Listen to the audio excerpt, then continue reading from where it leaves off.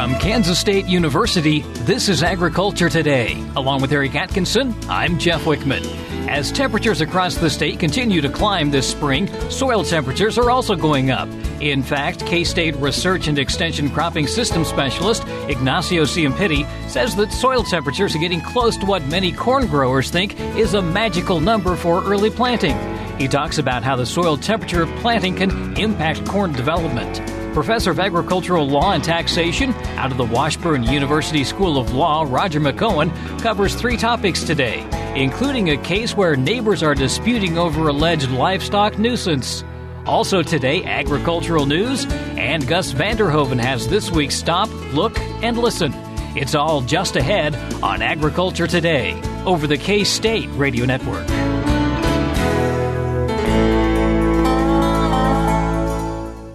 A social distancing tip. Putting distance between yourself and others is critical to slowing the spread of coronavirus. So here are ways to stay in contact without the physical contact part. Call, send a text, set up a video conference, post on social media, dedicate a song on the radio. If you have symptoms of fever, dry cough, and shortness of breath, call your healthcare provider before going to their office. For more info, visit coronavirus.gov. Let's all do our part, because we're all #alone together. Brought to you by the Ad Council. This is Agriculture Today. As soil temperatures across Kansas start to climb and are getting close to that magical number of 55 to 60 degrees, corn growers are starting to think seriously about early planting. K-State Cropping System Specialist Ignacio Ciampitti takes a closer look at the current planting conditions as well as the pros and cons of early planting. Ignacio, in terms of the current planting conditions, what are we seeing across the state? Well, Jeff, thank you again for the invitation to talk about this. If you look at the current temperatures, I think that many people is getting quite excited. If you look at even our temperatures, our Kansas Mesonet, we start seeing soil temperatures that they are getting closer to 55 and above. And then for many of our farmers, that is in some situations that magical number. So when they're getting to 60 and closer to that number, they start thinking about it's time to go and plant. And we start seeing those temperatures. I mean, we start seeing that basically conditions are slowly improving from the last week rains. So I think that there is a lot of excitement building at the moment. The main message, I mean, and we always need to start talking about this all the time, is about to look at the forecast. Specifically, if we look at the next coming weeks, it looks like everything is okay in terms of temperature. We start seeing temperatures that they will be, by next week, for example, really high. And then I think that if you look at basically planting conditions, we are in a nice kind of a start planting window for some of the early planted crops. In many situations, for many farmers, that might be related to corn.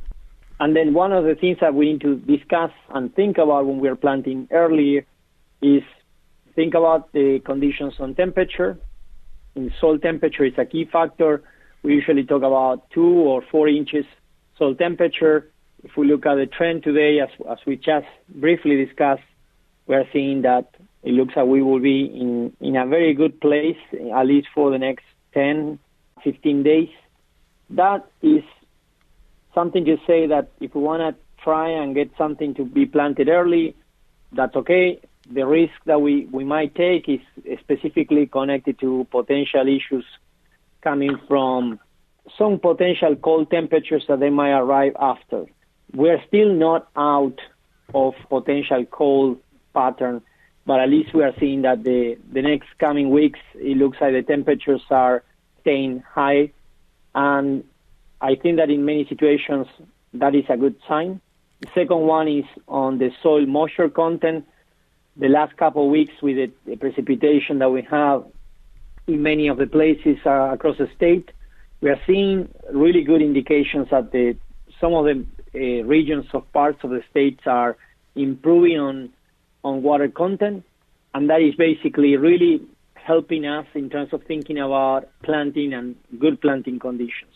Just look about these 2 main factors, temperature for sure, soil moisture is a very critical factor. And if I would say that most of the critical things that we will tend to think on corn is about establishing the crop for the best planting conditions. And we are sure that basically if temperatures are staying high, as we are seeing for the next coming days, we will probably have a nice opportunity or window to get some of the crop planted. What are some of the pros and some of the cons of early planting? Well, I will start with the cons. I usually say, what do you want to hear first, the negative or the positive news? And I will say, let's start with probably the bad news or the negative news. If we start too early and temperatures fluctuate, so if the temperatures go down after, like, saying April 15 or mid-April, we might see a delay on that emergence. So if we get that crop planted next week or late this week, we might see that the soil temperatures are fluctuating and accommodating, and we are not seeing a trend to have a constant or more clear temperature pattern. So the cons are that we might still experience some lack of uniformity, because if we are seeing changes on temperature, and we could see those changes, later in April, as we have seen in previous years, then we might expect to see some issues on uniformity. What are the main issues? There are two specific points. One is spacing. Usually, if we are discussing on corn, if the plants are not equally spaced or if the plants are not equally in temporality, so coming at the same time, is a big issue. And connected to this second point is the temporal scale. If the plants are not coming up almost, I will say, for optimal conditions, we always talk about at least between 10 to 15 days. If we are talking about planting really early, we might see that in many situations, depending on the temperatures, it might take longer than that. If it takes too long, then we will see more opportunities for a potential lack of uniformity.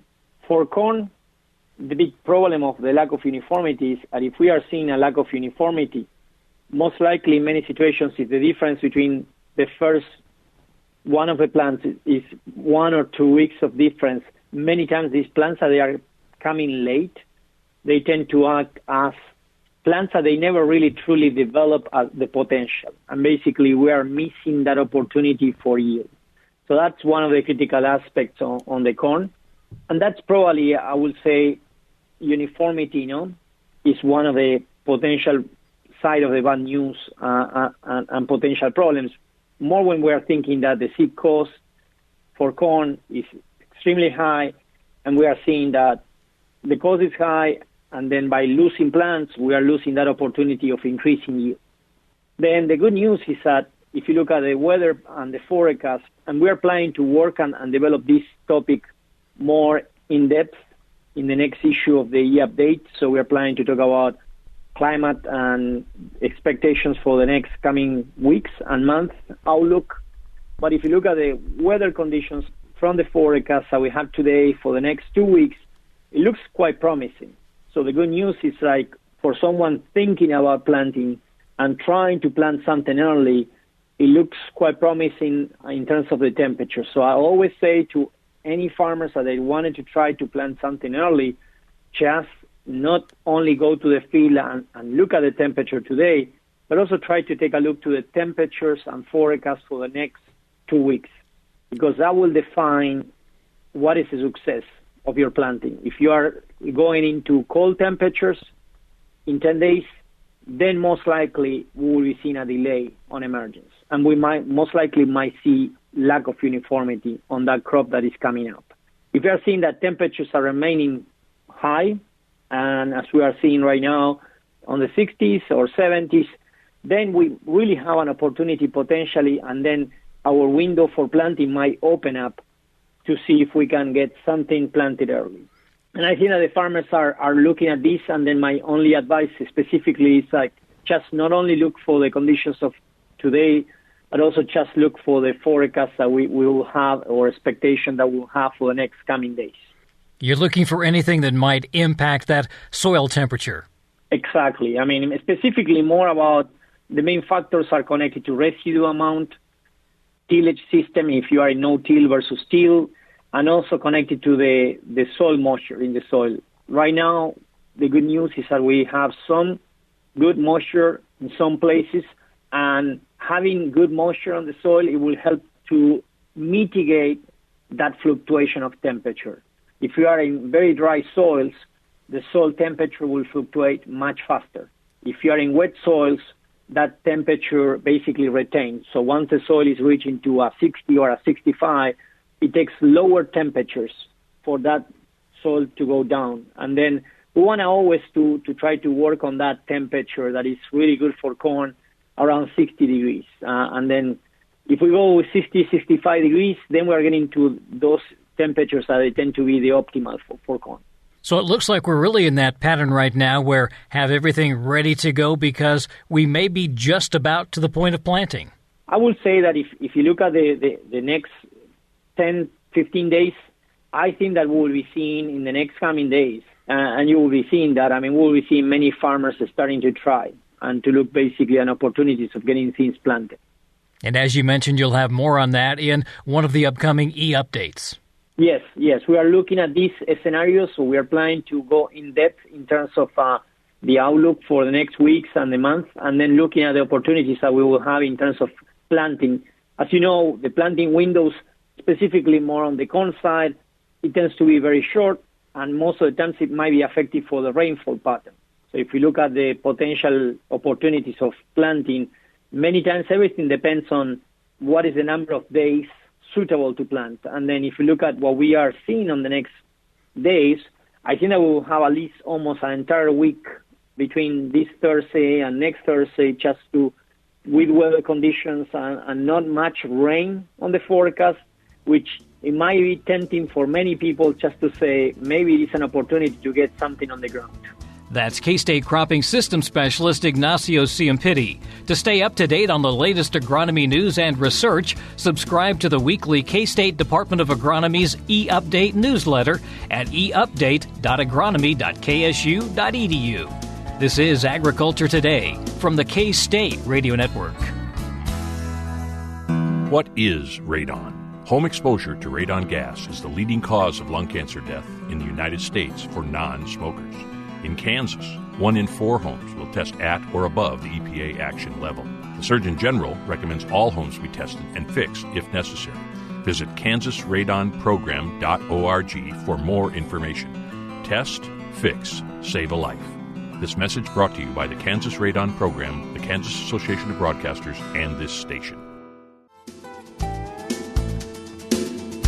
Welcome back to Agriculture Today, and it's our chance once more to talk with Professor of Agricultural Law and Taxation out of the Washburn University School of Law. Welcoming back in Roger McEowen on a trio of topics that he has posted on in his blog on his website of interest to agriculture, of course, and these are quite diverse. Roger, let's leap right into them.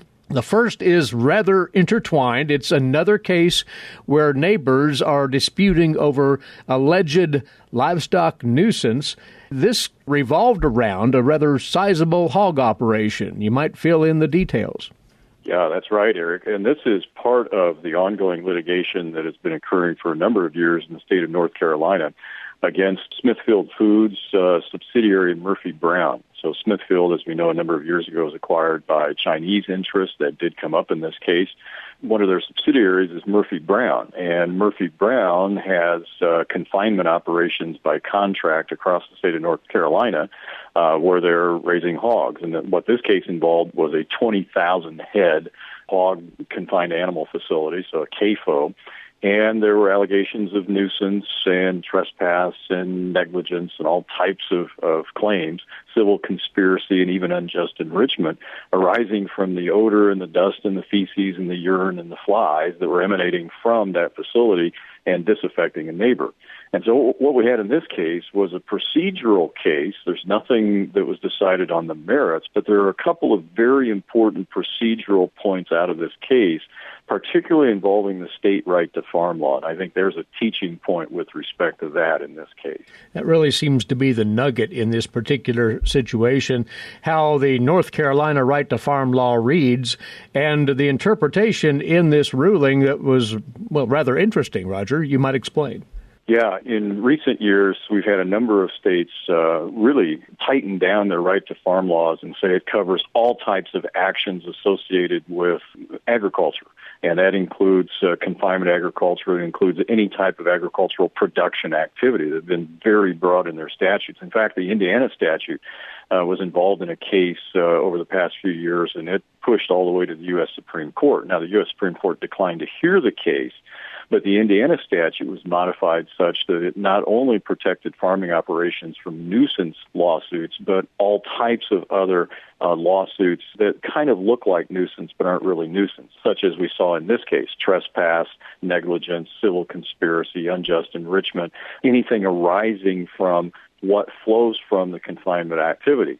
Well, the defendant in this case, in Murphy Brown, as the defendant, said, well, the state right to farm law should bar all of those plaintiffs' claims because it's like these other state laws. And the court said, no, it only covers nuisance-related actions, and conditions that constitute a nuisance can also constitute a trespass as well as other causes of action.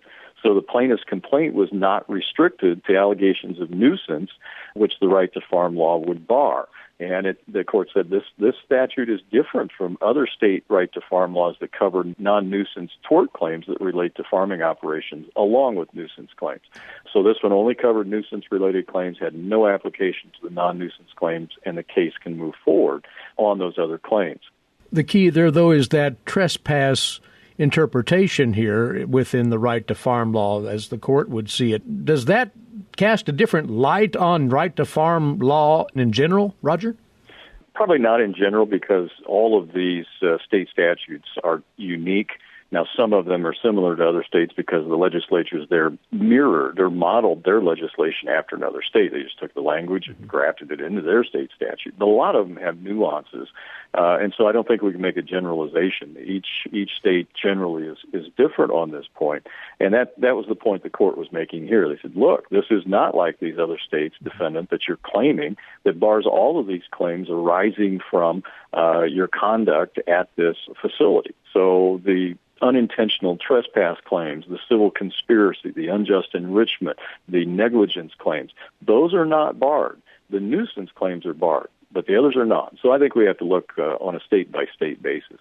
Well, this ruling was rendered on March the 15th, just not that long ago, and another interesting development regarding a CAFO of a sizable scale, in this case, in that state of North Carolina. One of the other cases we'll talk about today, Roger, it's another property line dispute between neighbors, and this has quite some historical background to it. What were the details? That's right, Eric. That was a recent decision of the Texas Court of Appeals, and this is an interesting case because there actually was a written fence agreement involved in this case. We don't see those very often, and I have mentioned to farm groups for many years, as well as to attorneys in seminars and conferences that I do across the country, that it's a good idea to execute a fence agreement between adjacent landowners to try to avoid boundary disputes and building and maintenance disputes. Lock it in, get it recorded with the land records. Well, the landowners did in this instance in 1914, so it was prior owners, predecessors in interest to the current owners, that had executed this fence agreement back in 1914. They filed it in the County Register of Deeds office, and in that agreement, they fixed the boundary between these two tracts of land in accordance with a metes and bounds description. Now, that's unique because this is Texas, where this is coming from. A metes and bounds description is almost exclusively found east of the Mississippi River. And what you're doing in that instance is you're referring to natural landmarks and monuments. You'll see a reference to an oak tree or to a point in a stream. It's just the old way that they did it before the Jeffersonian system of the government survey system was utilized and put in place for the western two-thirds of the country, where we lay the country out on a grid and we map it in accordance with townships and ranges. We're all familiar with that out here. That's easy. That's simple.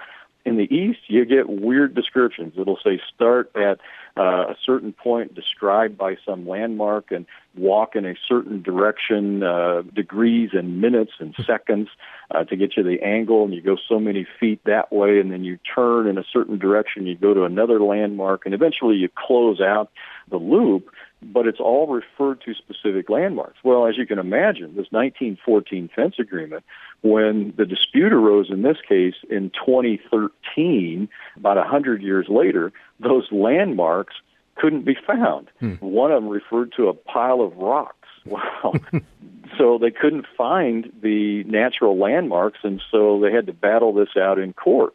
Ultimately, what happened, Eric, was that even though the non-permanent markers that were referred to in the 1914 fence agreement couldn't be found, the appellate court said, well, there still is sufficient evidence to support, in this instance, the defendant's claim of ownership of the disputed acres, which was quite a bit. It was 90 acres. So we're talking big ranch land, several sections of ground in Texas. So the disputed acreage was actually 90 acres. It was a difference of about 150 yards between what was purported to be the boundary and what was the section line. And you run that a couple miles long, and that's where they came up with the 90 acres. So this is not insignificant.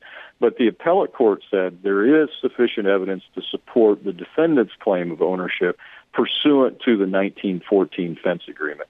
Weird case. I've never seen one involving a fence agreement that old, particularly a fence agreement using a meets and bounds description. So the lesson out of this one is, yeah, fence agreements are good. Do them right. Be careful on them. Don't use the meets and bounds descriptions. This was just a fascinating case that went all the way to the Texas Court of Appeals. And we'll finish on this, Roger. And in the spotlight here, one of the more high-profile regulations that have come down the line here, and it's tied to the Clean Water Act. Back in April of last year, the Navigable Waters Protection Rule was instituted and very much applicable to agricultural situations here. Well, that's been challenged in court in our neighboring state to the west. What's the latest on that? Yeah, you're right. This was a huge issue for a number of years across the country. And, of course, we had the campaign by farm groups called Ditch the Rule, and that referred back to the Obama-era version of this rule, which was really restrictive with respect to what farmers could do with respect to wet areas on their private property, on their farmland. Trump administration came in and rewrote the rule, actually put some common sense in that rule in terms of how we define what a water of the United States is to give the federal government jurisdiction over it. Well, last year also the Colorado Federal District Court entered a preliminary injunction that barred that rule from taking effect in Colorado, the Trump-era definition of the rule, as applied to the discharge permit in Section 404 of the Clean Water Act. That's the portion of the Clean Water Act that says you can't discharge a pollutant, another regulatorily defined term, into the navigable waters of the U.S. without a permit. Well, this went on appeal, and the appellate court reversed early in March. And they said Colorado had failed to show irreparable harm without the issuance of the preliminary injunction. And so the result of the appellate court's decision is that that water rule, the Trump-era water rule, is now in effect in every state in the United States.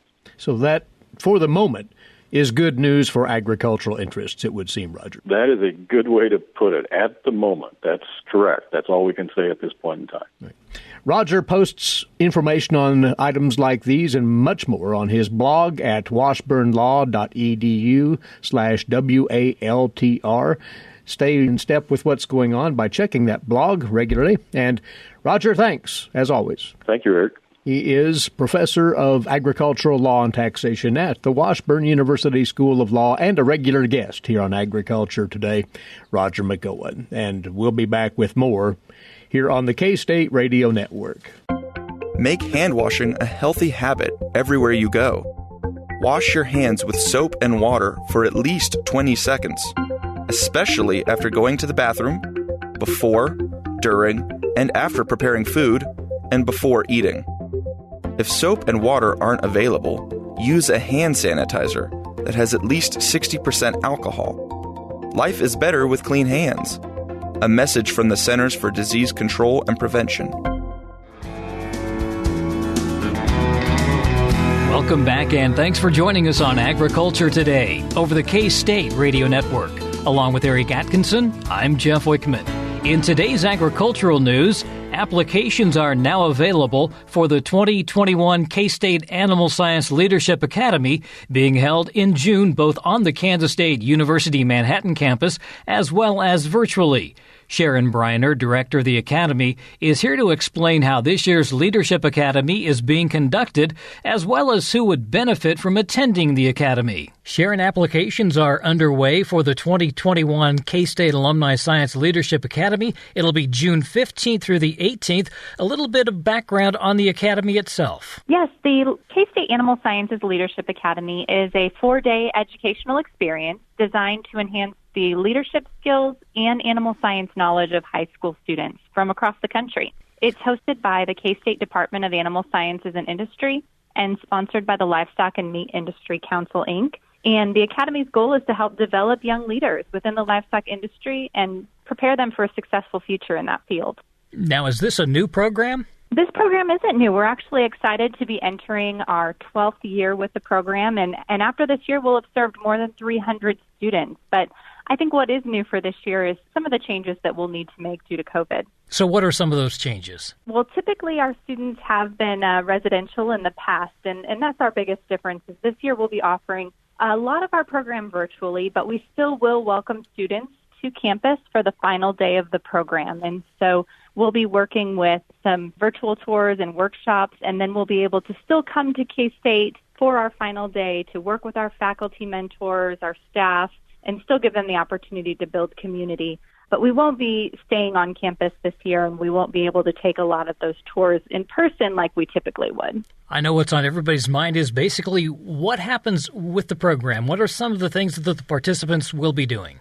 Sure. Well, in an effort to develop their leadership skills, we work on a lot of leadership workshops and engaging some faculty from across campus who can really help our students think about what are their strengths and how can they apply them in the work that they want to do. How can they bring those home and back to their communities and their organizations and assume some of those leadership roles and also help to encourage their personal development. And then the other thing that we really focus on is their animal science knowledge. And so we offer that also through the form of some workshops. We have nutrition, animal nutrition, and reproduction workshops that we do with our students. And then we also engage producers and business owners from across Kansas to take tours through their facilities. And so that's something that we'll still be working on this year and really kind of see it as an exciting opportunity to engage some people who are maybe a little further out from Manhattan. You know, typically we've stayed around the campus area or northeast Kansas, and I think this year through some of our virtual tours, we'll have a great opportunity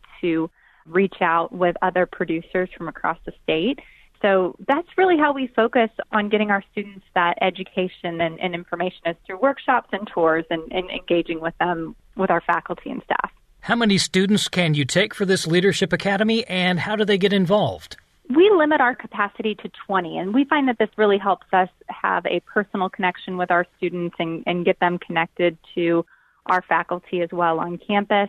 And so we do limit the group to that size, and we have an application process that students can find at our website.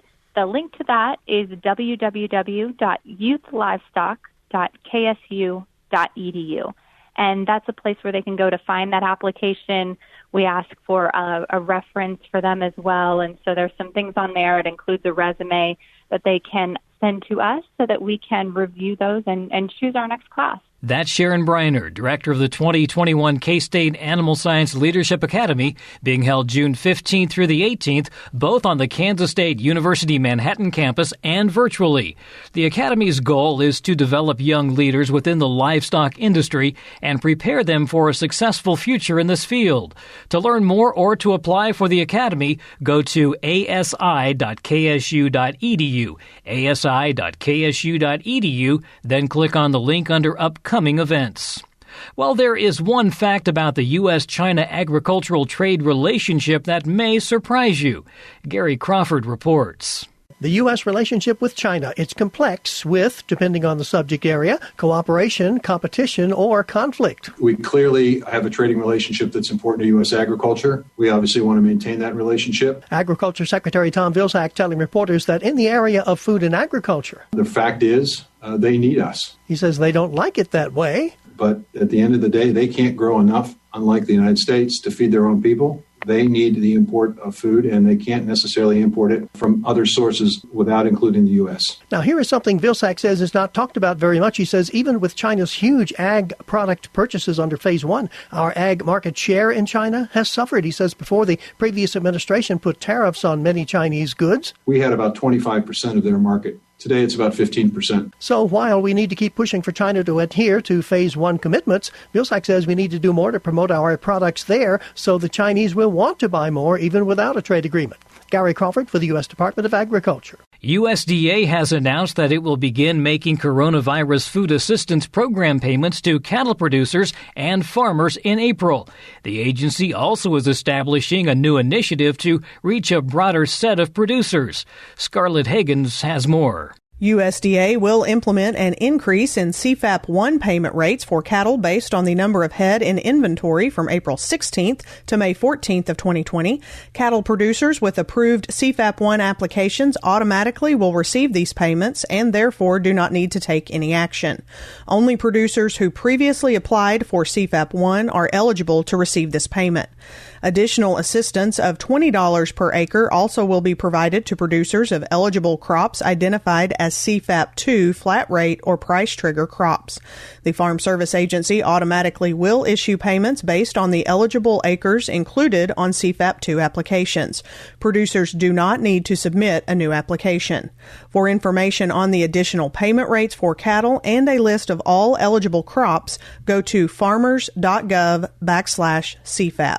Through the new initiative called the Pandemic Assistance for Producers Program, USDA will dedicate at least $6 billion to developing several programs or modify existing proposals using discretionary funding from the Consolidated Appropriations Act of 2021 and other coronavirus funding that went unspent by the previous administration. The initiative will include possible expansions and corrections to CFAP, such as support for dairy or other livestock producers. It will be subject to rulemaking, but USDA has indicated that will begin this spring. I'm Scarlett Higgins. And that's a look at today's agricultural news.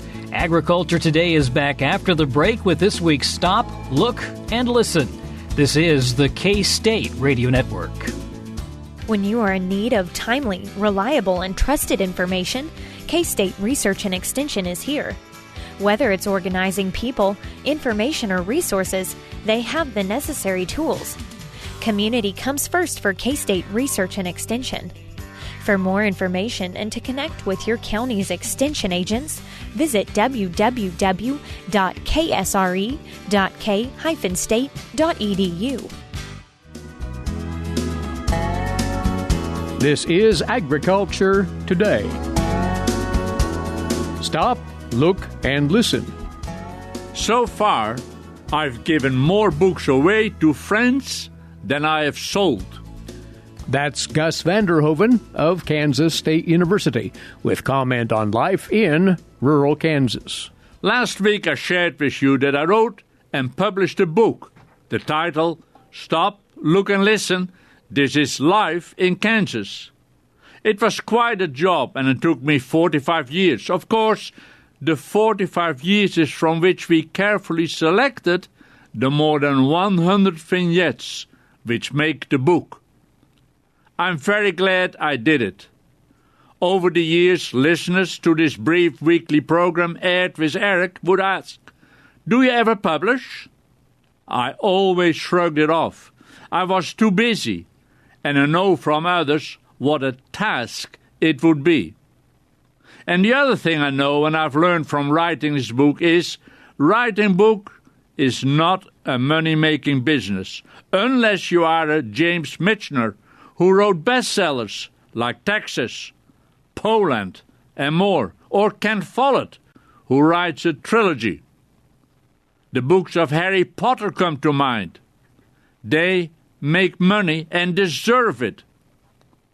So far, I've given more books away to friends than I've sold.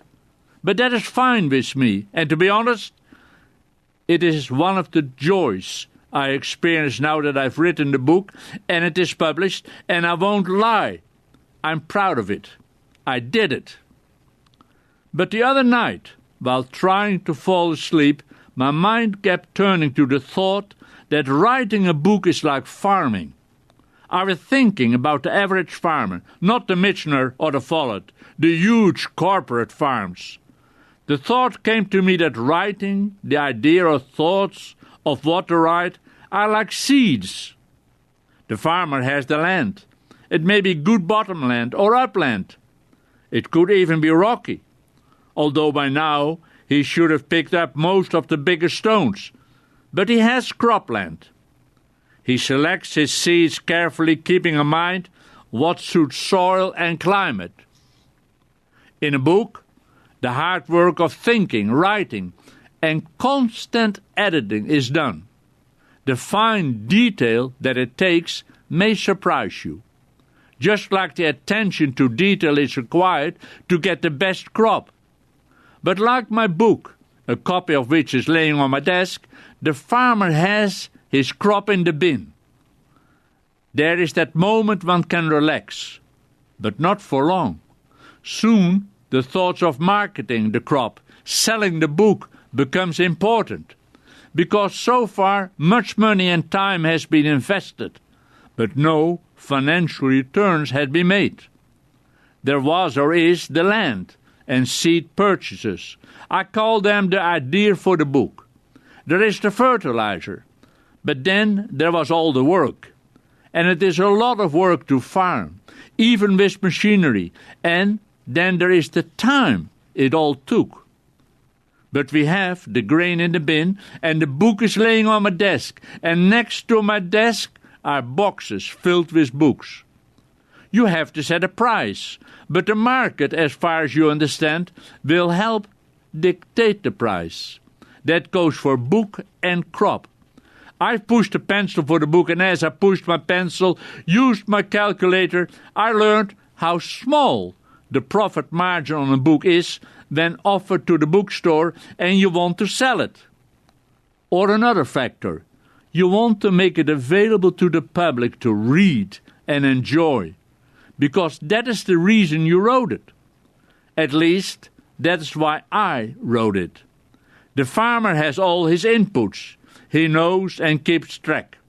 I will never forget a farmer friend in western Kansas listening to the wheat market from Chicago on his radio and deciding to sell when a bushel was offered a few pennies more. I still see the semis being loaded out of the silos. Impressive. The writer or author has to prepare his book for print. The printer only prints what is given to him. Oh, I thank my editor who steered it all safely. I wonder how many farmers, when making a balance sheet, forget to calculate his or her time. And don't forget the family members.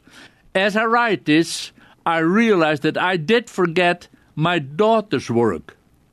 I forgot to calculate the time my daughter spent to select the 100 plus vignettes out of the more than 2,000 on the shelf. I paid her, but that was several years ago, and I wonder, did I pay enough?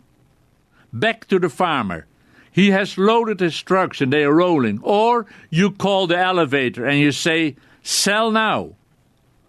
But how big is the margin, the profit? I know at times it's marginal or negative. Sometimes the game is played and it becomes politics. So why grow crops? Because you are a farmer, because you have the land, because you love to see things grow.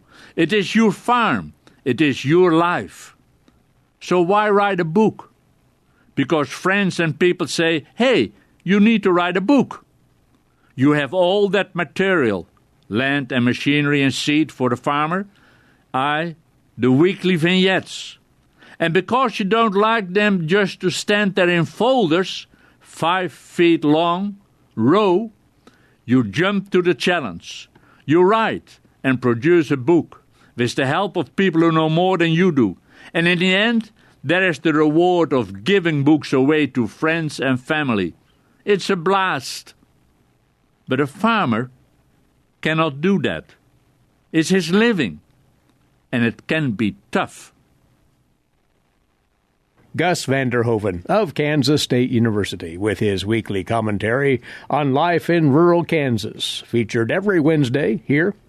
And this periodic reminder before we go, if you're out of earshot of this station on any given day, you can still catch the live stream of the program.